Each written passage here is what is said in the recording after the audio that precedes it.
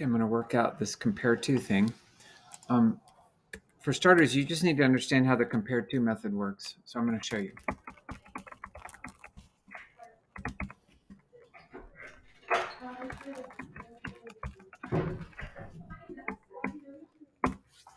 So I'm going to run this. I have to put a return here so that this code will actually run.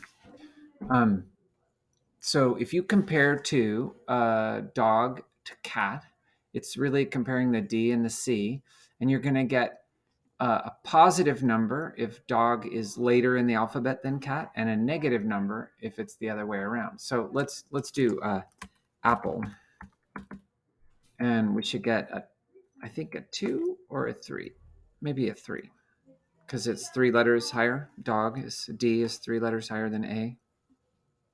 Yeah, we got 3. Don't worry about the other things over here. And so if I put mine and yours, we'll get a negative number because M comes before Y in the alphabet. So it's 12 letters before. And we don't really care for this assignment how many letters before. We just want to know if something is in order. And if we get, if they're the same, we'll get 0. So doing compareTo and getting a 0 is a lot like doing a dot equals. Okay, so that was all just so you'd understand what's going on here. So what we want to do is do a for loop starting at item 1. And I equals 1, I less than ARR dot length, I plus plus. And we're going to check if the current one is the wrong direction over the previous one. So if ARR at I, if it's less than ARR I plus 1, that means, sorry, minus 1. That means it's not in alphabetical order, so return false. Otherwise, if we made it through the for loop without returning false, then we return true. Because as you're going up in the alphabet, you need the numbers, like if this was dog and cat, dog is later in the alphabet, so it wouldn't return false. But if it was cat and then dog, we'd have a negative number here. So anyway, this should be the solution. It's just 3 lines of code.